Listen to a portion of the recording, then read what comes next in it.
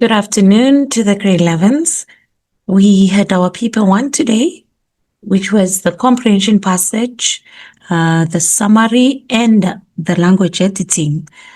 All right, when we coming to our instructions and information, we always insist that learners drill themselves in knowing exactly what they must do and not do. One of the challenges we face is the under preparation of a section and less time allocated now to what must be done. Comprehension is 30 marks, demanding. Summary is 10, and language in context is 30 marks.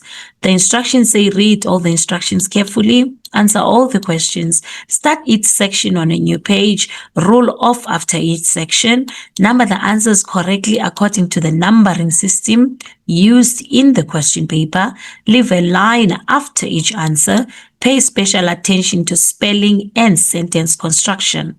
Your section A, you're roughly supposed to spend 50 minutes there. Your section B, roughly 30 minutes, and section C, roughly 40 minutes. Write neatly and legibly. Let's go to the comprehension. Your comprehension was based on In Pursuit of Perfect Sleep. We will give a round of applause to the people who are setting our papers, because I believe they are bringing in relevant content in the comprehension to us as teenagers in the classroom. We all are in need of sleeping properly since we are on the high demand of being at school. And as a result, it means that this is something which was highly relevant to us. When we are coming to In Pursuit of Perfect Sleep, they might have used the terminologies that you felt you were not clear with. Someone, when they left the exam today, said, oh, that was life science because they gave us orthosomnia and all these things. But I believe this is just terminology that will be used, and therefore you must not use it as a barrier to say, I do not know this word, and therefore it means it's a difficult comprehension. But if you look at the content that they brought in what actually causes problems in sleep and finding out or diagnosing what exactly caused the challenges in sleep. It means that a majority of your answers were supposed to be based on giving them in the opposite now. So as a result, it was a beautiful comprehension that dealt with sleeping disorder. And as such, let's go to text B. Your text B was a visual which says, I know 8 hours of sleep a day is normal, but not at work. So now we always have to find a connection between text A and text B, because I believe we now are drilled to understand that we need to make a connection in the higher order questions later on in the comprehension to say, do we know the connection and have found it? Let's go to try and see what was supposed to be done. All right, I'll go back to the comprehension a little so that we can be able to deal with this properly. Right. It says orthosomnia is a new type of sleep problem which has arisen due to the overload of sleep information thanks to the influx of digital sleep trackers and apps in recent years. Sleep therapists have defined orthosomnia as an unhealthy obsession with achieving perfect sleep, an obsession fueled by sleep tracking devices. Orthosomnia is on the rise and is slowly becoming an addiction, which ironically is adding to the problem of sleep deprivation rather than fixing it. Wellness mania has become a global phenomenon. Orthosomnia forms part of this mania and is born from the obsession with hacking and optimizing our sleep patterns with tech trackers. This obsession has reached the point where sleep tracking is doing more harm than good. Digital gadgets are designed to show you the metrics of your sleep patterns and therefore assist in achieving a healthier lifestyle. In an increasingly stressful modern world, it seems that the pursuit of perfect sleep is the answer. So it is no wonder that these gadgets have become a hit in recent years. But the truth is that, like with all technical devices, there is the danger of overuse and over-reliance on them to the point where they simply become another source of addiction. The term orthosomnia was coined by a group of scientists from Rush University's medical school, although it is not yet officially recognized as a disorder. The scientists began to use the term when they noticed that more and more patients reported that they were struggling to sleep at night due to concerns over what their sleep tracking devices were telling them. In other words, by paying too much attention to the information given by these devices in their pursuit of a good night's rest, These people are, in fact, struggling to sleep and may spend countless hours thinking about what they are doing wrong. It is crazy to think that orthosomniacs actually exhaust themselves by thinking about how to optimize their nightly rest. So how did this obsession emerge? Remember a few years ago when the wellness gurus introduced trackers which measured our heart rates, and counted our daily steps as a general indicator of a person's health. These were introduced to huge fanfare. Even children were buying into the idea and demanding these devices. And later they evolved to monitor not only our exercise levels, but our sleep patterns too, among other things. Sleep trackers are supposedly able to accurately tell you everything from the number of hours that you sleep and the time that you spend in REM.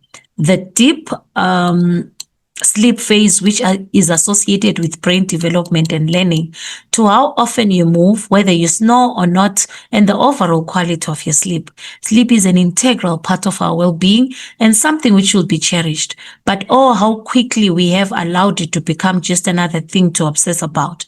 While sleep technology is a helpful tool in our well-being kit, many of us fall into the trap of constantly checking the truckload of information which ensures us a perfect night's sleep. So one stressful night in which sleep is interrupted can lead orthosomnia sufferers to panic about the quality of their sleep. This leads to the increased production of the stress hormone, cortisol, which in turn leads to more sleeplessness, and so the vicious cycle begins. Dr. Nicola Buckle, a lecturer in sleep medicine at Oxford University, explains, if your sleep tracker tells you that you have had 4 hours of poor quality sleep, even if it is far from the truth, the chances are that this will psychologically impact your mood and energy levels the following day. This reliance then creates this vicious cycle, which will certainly impact sleep negatively in the long term. Orthosomnia sufferers are likely to exhibit symptoms such as overtiredness, wakefulness during the night, drowsiness during the day, general grumpiness, despair or anxiety, memory loss and lack of focus, which leads to the occurrence of mistakes or accidents. Experts agree that the solution to the problem of orthosomnia is to go back to basics. They suggest that each individual should establish a solid and consistent sleep routine without the use of trackers and technology. Taking care of one's sleep health is never negative, but doing so with inadequate knowledge may be potentially harmful. It can be argued that technology has robbed us of many things. Will it be allowed to rob us of sleep too? This is text A, adapted from an article by Sally Ho, PhD, January, and then text B. Let's go to the questions. Right.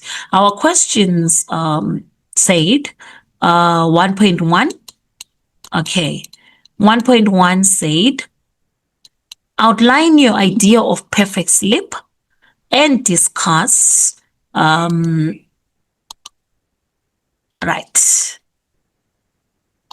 Outline your idea of perfect sleep and discuss to what extent you think that this is achievable. Right. When we're coming to perfect sleep, we have to use it in the context of what we have been given in the passage. One of the things that have been mentioned is technology causes us problems. So which means we have to now move to the ideas given to say, according to the title, we said in pursuit of perfect sleep. Which means when we say in pursuit, it means that we are, to what extent you think that this is achievable. So which means your answers is can be achieved,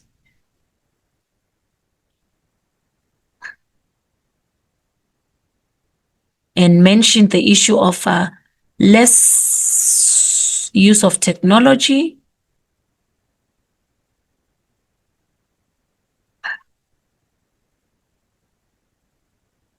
doing a proper routine,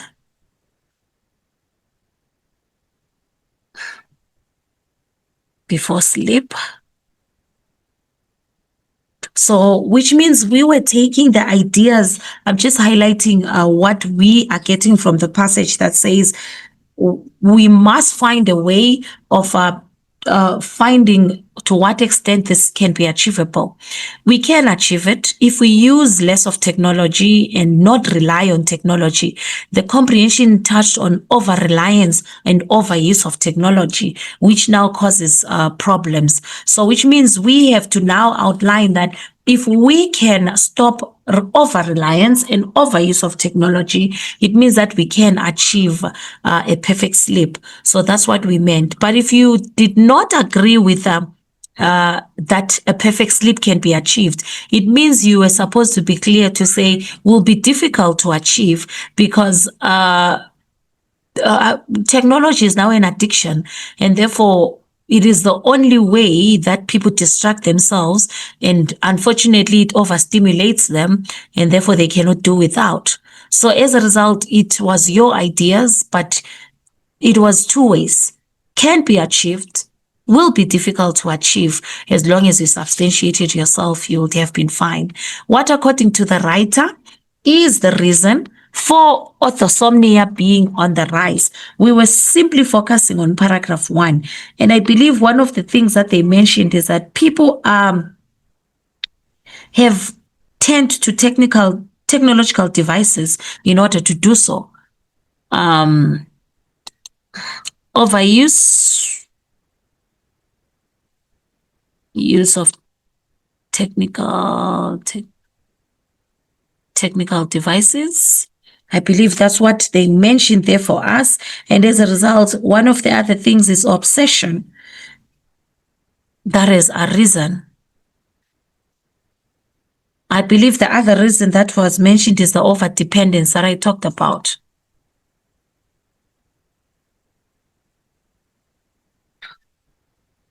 On sleep trackers. So that's what you could have given. Any of those two were applicable. So as a result, they have the opposite effect. So if they have the opposite effect, it means that orthosomnia becomes a problem or is on the rise. So that was 1.2. Refer to paragraph 2. It says, wellness mania has become a global phenomenon. Explain your understanding of this statement in your own words. One of the things that we're saying is wellness mania. That's what we had to break down. Obsession with being healthy.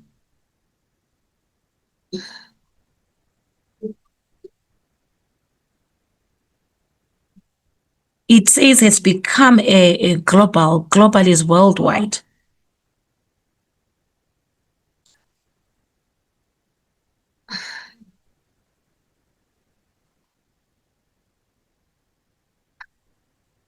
Summarize the point that the writer is making in this paragraph, which is paragraph 3. Can we go back a little to paragraph 3 and recall and find the main idea? Right. Paragraph 3 said, sleep tracking is doing more harm than good. Digital gadgets, stressful modern world, gadgets have become a hit, overuse and over-reliance. So I believe we have to find the main point that the writer is making. I believe one of the things is a healthier lifestyle. Pursuit of perfect sleep is the answer. Okay. I believe we're starting from here. In an increasingly stressful modern world, that's where our main point is arising from. So I believe the main point is that to cope with the stress that keeps on increasing and in this modern world, a good night's sleep seems to be the perfect answer. So now people tend to use, I believe, tracking devices to ensure and find out if they did have a good night's sleep. But unfortunately, they are becoming heavily dependent on these devices. So as a result, there's a greater problem, and therefore we don't have a solution anymore. So I believe that's what we mean there. There is no solution. So that's the main thing that we are talking about. Orthosomnia is not yet officially recognized as a disorder. Why do you think that this is so? It's a new concept. This is a new concept. So as a result, what we mean by new concept is that more research is yet to be done and is being done. Still ongoing. I'll call it ongoing. And that's why now it has not been declared yet as an official disorder or diagnosis. Sleep is an integral part of our well-being and should be cherished. Discuss to what extent you agree with this statement. Be specific in your reasoning. 1.6, comment on the irony in the writer's observation at the end of this paragraph, which is paragraph 4. Let's go look at the irony. Paragraph 4 is here. This one. It is crazy to think that orthosomniacs actually exhaust themselves by thinking about how to optimize their nightly rest. Okay. In other words, by paying too much attention to the information given by these devices in their pursuit of a good night's rest, these people are in fact struggling to sleep and may spend countless hours thinking about what they are doing wrong. All right, I believe it's here. Yeah, that's our irony there. So we have to put it in our own words now. All right, comment on the irony. Right. Our irony is in the function of the trackers. So the function of the trackers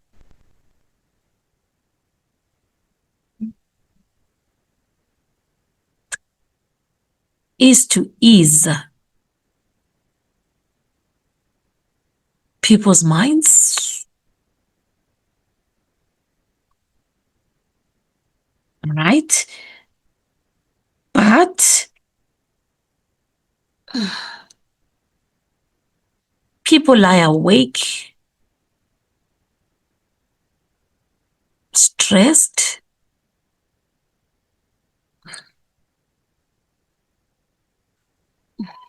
about the information from the trackers.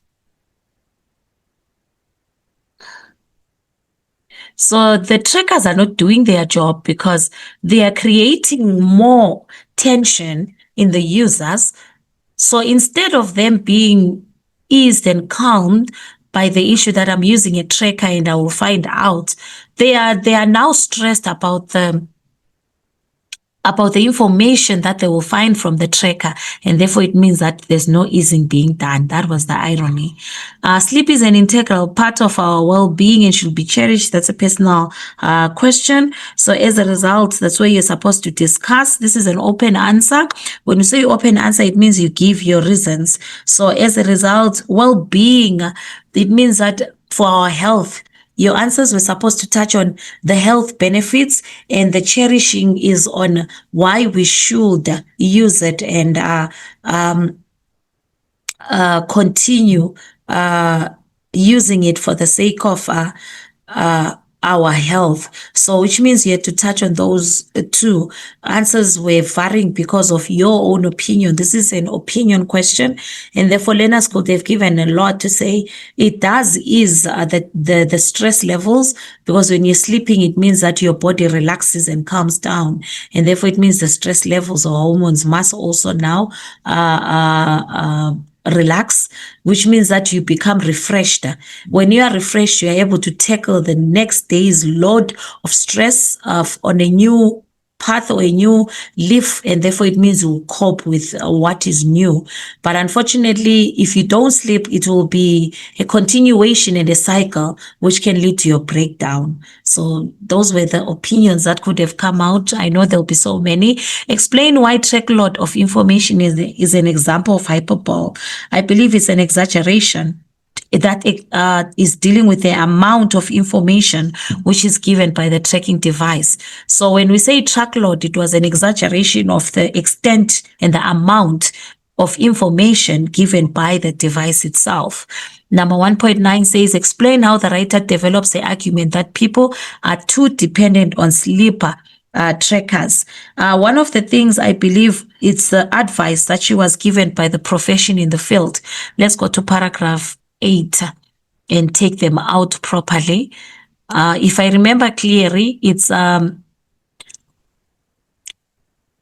says advice given by a professional in the field.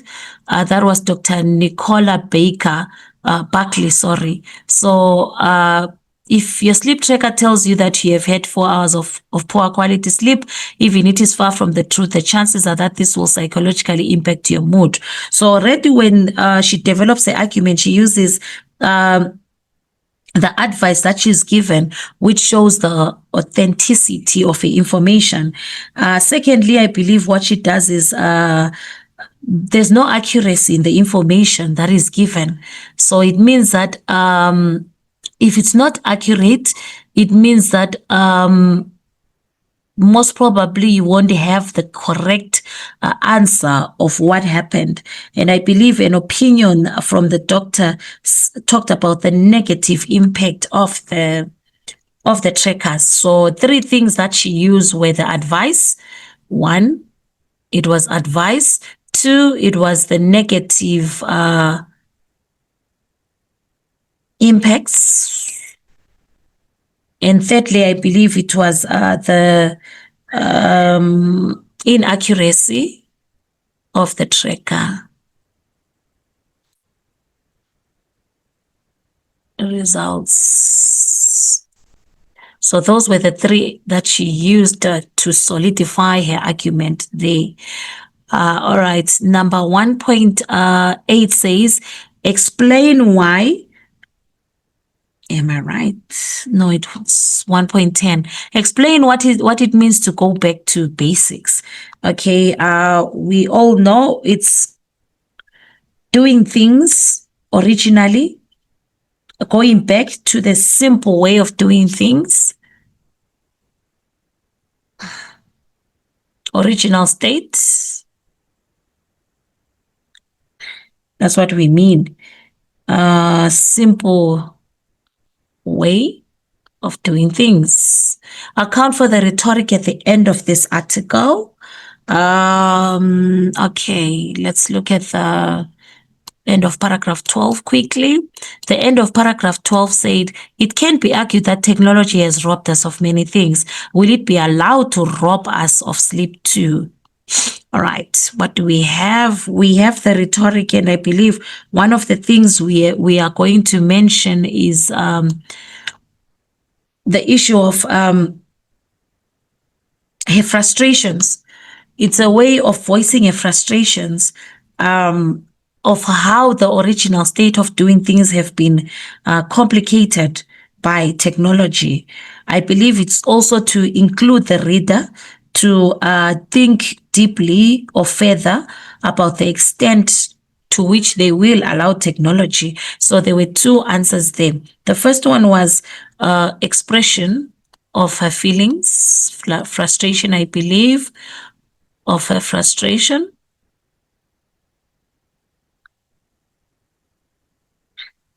Number 2, I believe it's to include the reader to question further.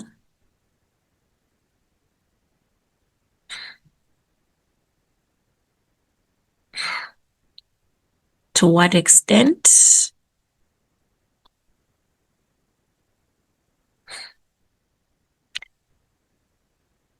They will allow technology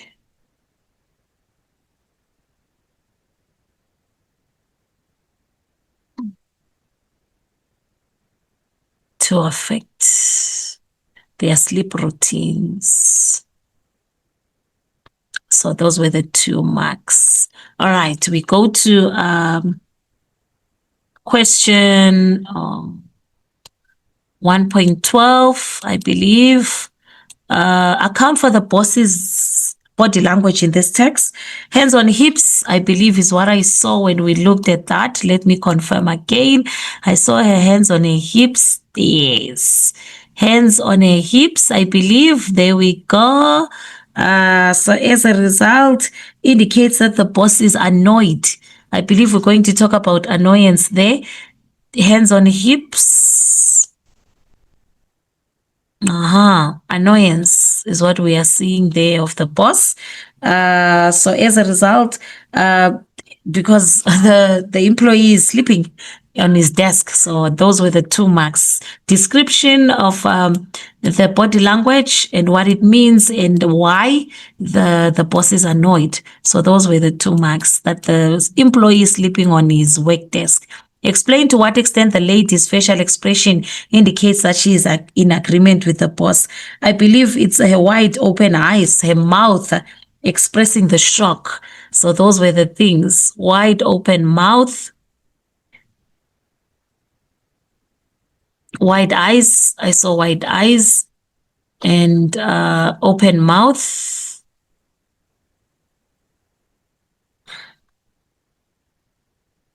Shock is what we accounted to, that the colleague is sleeping. To what extent does text B illustrate the points made by the writer in text A?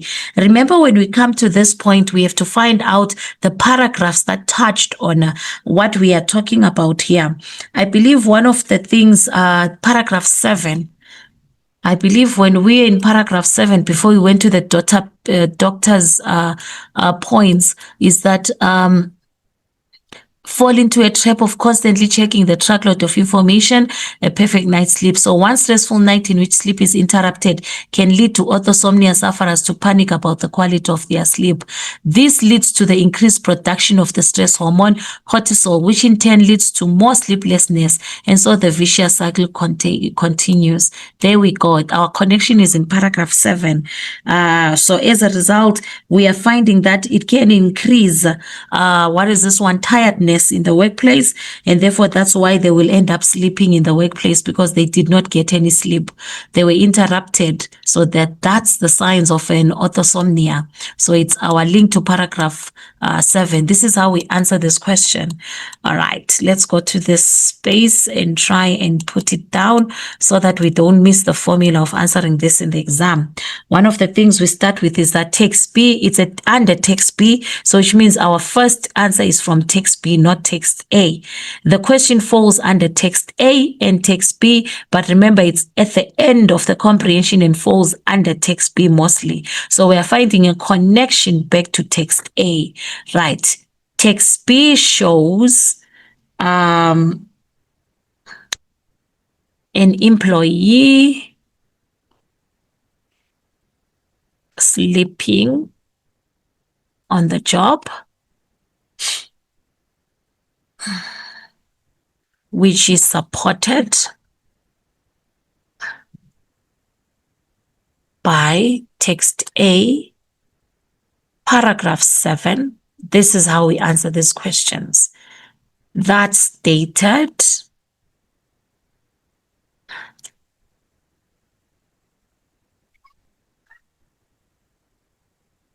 that sleeplessness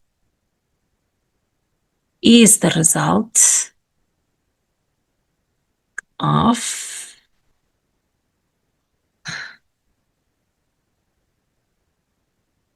staying up, checking the results of the information, right? So we always make a connection to text A because we are using what is there and find a connection. The most important thing that I need us to understand is that our connection is what we have here in text B, and we link it to a paragraph in text A and take out what is relevant for us in that paragraph, and therefore we find the connection. All right, let's go to the summary. We have to underline our 7 points and see whether you found the relevant ones or not. The article gives advice on how to avoid daytime sleepiness. Summarize the advice given. Your summary should include 7 points and must not exceed 90 words. My apologies. You must write your summary in a fluent paragraph. Remember, we're not FAL, we are home language, and therefore our paragraph is the denominator for the summary. You are not required to include a title. Indicate the word count at the end of your summary. Learners always leave this out. Please, let's follow all instructions as much as possible. All right, let's see how many we would have come up with. Let's go to paragraph 1. It is normal to experience daytime sleepiness once in a while, but it is estimated that more than 10% of the population experience excessive sleepiness during what should be their waking hours and may need to make some changes in their lifestyle in order to combat this. I believe our point is here. This is our point. They may need to make some changes. That's the advice we are giving.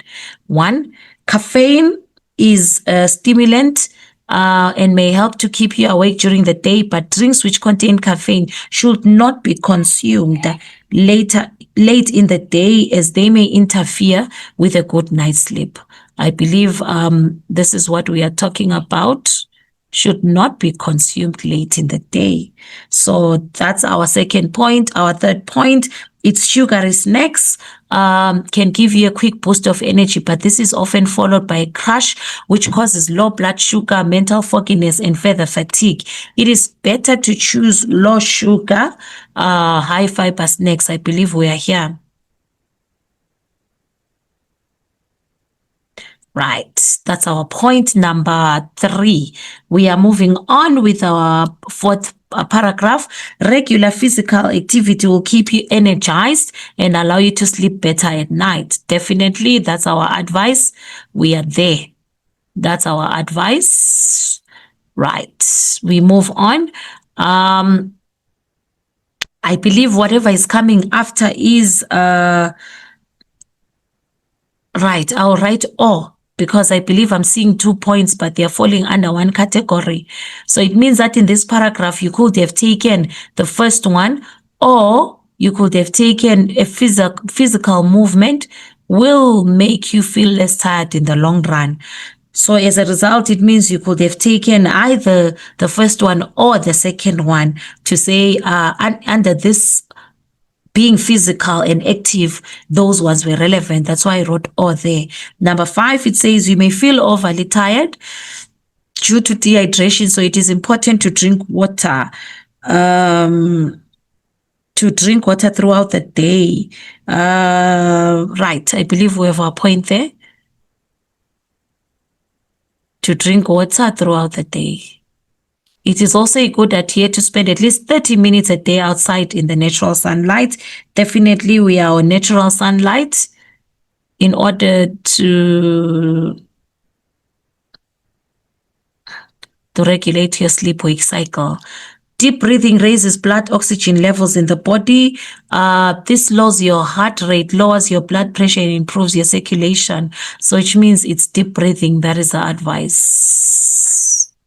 All right. The idea is to inhale to the abdomen, not to the chest. That is extra information, so we are not taking it. We are going on to the next one. Monotonous tasks can add to the feeling of sleepiness, so it might help to switch tasks from time to time. There we go. There's our point. In order to stimulate your mind. And then I believe establishing a consistent waking time is where we are. That's an advice. We are taking the main point. This was additional information and explanation. If you constantly feel tired during the day or your sleepiness gets in the way of your daily life of underlying conditioning, you should consult a doctor. That's where we are. So it means that the advice is you should consult a doctor. Right. You had so many points. Let's count them and see how many did we have. You had so many today. We have 1, we have 2, we have 3, we have 4, we have 5, we have 6, we have 7. Okay. We have 8 and we have 9. You had your 9 points. I believe the standard is the same nowadays for FET. So you have more points than 7 nowadays, which means you're still safe. So you just choose the best 7 that you can give and change into your own words as far as possible or as much as possible, and you'll be fine. Please remember, we use synonyms. You have to use your own words as far as possible. So let's not tamper with that one. And then the next one, which is section C, analyzing advertising. Right, we have to answer the questions. All right. Text read as follows: Divine Beds, affordable quality. We deliver all around Gauteng province. All our beds have a 10-year warranty. Okay. This is the advert that we're dealing with. Special offer, it says. And I believe it's Divine Beds. Open Monday to Saturdays. Valid while stocks last, on special. 30 discount, super value. All right, let's go to the questions. The question says, my apologies, the question in this one says, write the abbreviation EFT in full. Very easy. Electronic funds transfer. We all know this one. Of course, economics learners would have enjoyed themselves. Electronic funds transfer. All right. Give a synonym for the word warranty. I believe warranty, that's a guarantee. Yes. This sounds familiar to something that was done, but I don't know what. I need to remember. Explain the implication of intention in the use of the words while stock lasts. I believe limited. That's what while stocks last means. It's limited. And therefore, it means that what does it do? Intention. It will evoke the desire. I believe it's the desire in the, what is this one? In the reader to respond quickly. To respond quickly. Right. Evaluate the visuals with reference to the product which is being advertised. I believe it's a woman sleeping peacefully. The visual, you have to describe it all the time. Evaluate the visuals, which means you have to describe the visual. It's a woman sleeping peacefully. So now what are we saying? It shows the comfort and the features that were outlined of the bed that is being advertised. So it means that you had to make a connection. It was 2 marks, so it means you had to describe your visual and make a connection to the description of the quality of the bed that is being advertised. Hurry up is an example of persuasive language. To what extent do you agree? I believe it has, what is this one? An exclamation mark, which shows the urgency. So as a result, we are saying it emphasizes on the urgency, and therefore it shows the possibility that you might not find the offer if you delay. So those were the 2 answers that could have been given. Outline how the words we deliver could positively influence the target market. I believe one of the things is effortless service is coming into my mind. It's an effortless service that is being, what is this one? Being provided by the consumer. One of the things is that you can place the order even from home, and it will be delivered to you without any problem. So it influences the reader to be interested in the product. All right, let's go to question 4. On question 4, we have the cartoon. Is it? It is. It's Saturday. Oh boy. No school, no homework, just cartoons and fun the whole day long. Hooray. Turn on the TV. Get out the cereal. It's Saturday. You're getting up. It's barely light out. I'm going to the office and get some sleep. Okay. All right, let's go to account for the exclamation marks in frame 2. One of the things that we must talk about is it shows the boy's excitement as he's listing all the things that makes Saturday favorable for him. It was 1 mark, but our mark is definitely emphasis of the boy's excitement, indication of the boy's excitement. So that's our mark. What part of speech is the word hooray? It's interjection. Without fail, that's an interjection. Refer to frame 3, account for the bold print and the extra letters in Saturday. Shouting. One of the things we realize it's in bold, so which means it shows the shouting that is happening. That's the first factor. Being dragged out. The letters are being dragged out. That's another one. Excitement. Overly excitement. So any of those was appropriate. Identify and explain one visual. Facial, I saw facial expression. Wide mouth indicating joy. This is what I'm seeing in frame 3. This is our first relevant visual technique. It's the facial expression. That's the first one. It will be the facial expression. As a result, you had to describe it. It's 2 marks and give us what it means. Body language without fail, raised arms, which shows excitement as well. So it means that we had facial expression, movement lines.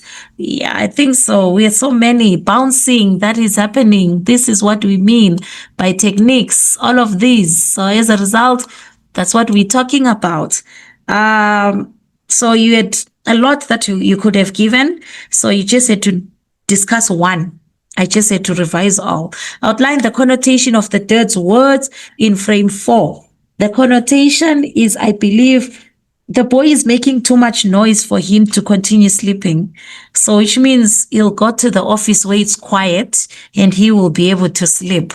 So that's the meaning of the dad's words there. Connotation is that the boy is loud and making noise and he will go to a quieter place, which is his office, not to work, but to sleep because it will be quiet. Give one word to describe the mom's facial expression in frame 4. I believe it's confusion for me. Bewilderment. Any of those was applicable. Confusion. Bewilderment. Any of those, I believe, came in. And then finally, rewrite the dad's words in frame 4 using correct grammar. I'm going to the office and get some sleep. I am going to the office to get some sleep. I am going, that's proper English, to the office to get some sleep. We go to our most difficult question in the exam, which is question number 5. Our question 5 says, simply put, hypersomnia is the tendency to oversleep or sleep too much. We have all been there. You are getting over the flu, or you just have started a rigorous workout routine, or exams are approaching and you feel like you just cannot get up in the mornings. Don't be alarmed. Sometimes your body just needs a little bit of extra rest. Dr. Michelle Des Moines says any kind of injury or illness or even a work schedule which prevents you from getting enough sleep can cause you to sometimes need more sleep than you usually do. It is generally nothing to worry about. So what counts as oversleeping? Adults generally need between 7 and 9 hours of sleep each night. For teens, the sleep requirement is a little bit more, about 8 to 10 hours per night. Of course, there is room for individuals' differences and variation within the sleep estimates. There are those who feel just fine after just 5 or 6 hours of sleep.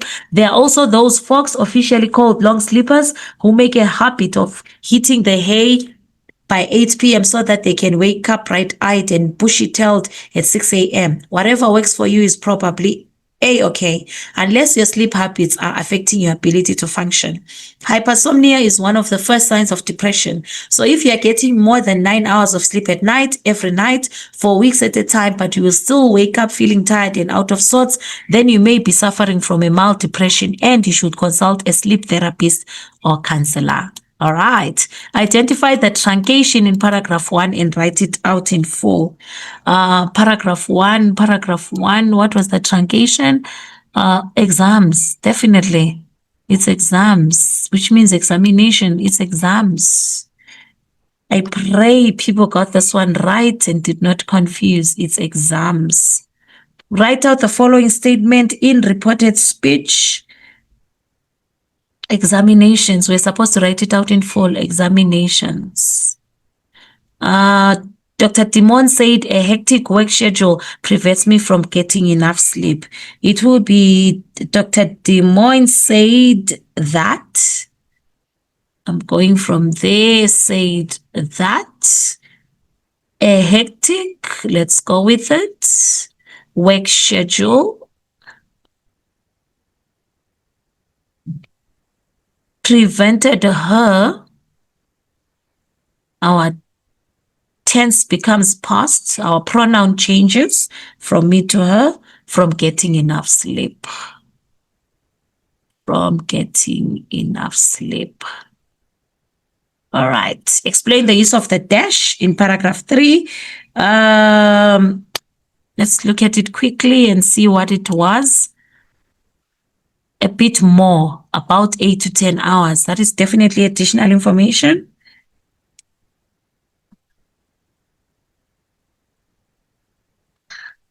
Where are we? Additional information.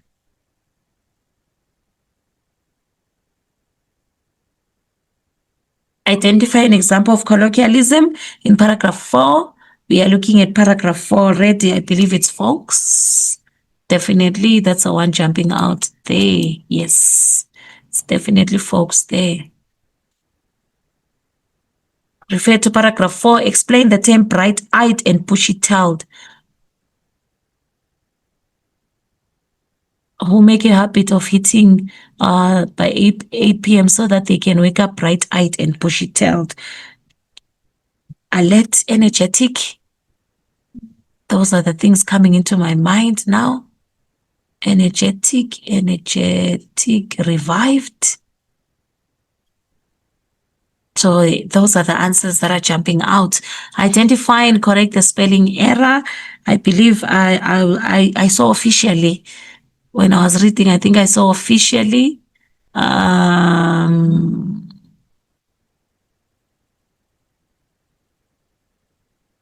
Yeah, officially it's this one. It's a double L. It's a double L-Y. So that was the problem. Identify the type of sentence used at the end of paragraph 4. Paragraph 4 was loaded. Hey, whatever works for you is probably okay. Unless you sleep, definitely it's a complex sentence. Affecting your ability to function. It's a complex sentence.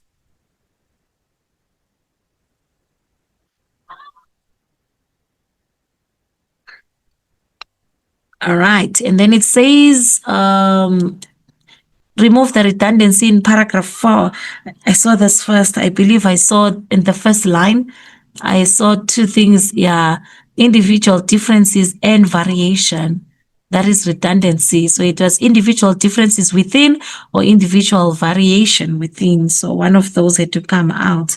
What part of speech is the underlined word in paragraph 5? And it is sleep. Consult a sleep therapist. Adjective. It's definitely an adjective.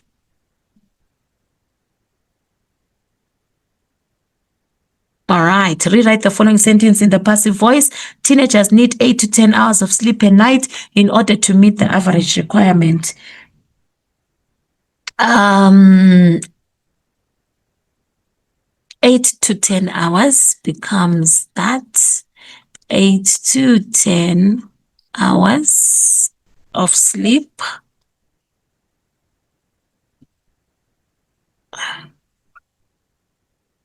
is needed by teenagers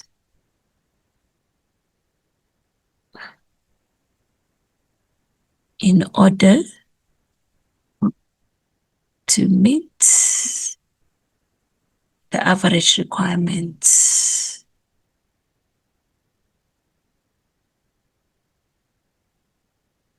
Okay.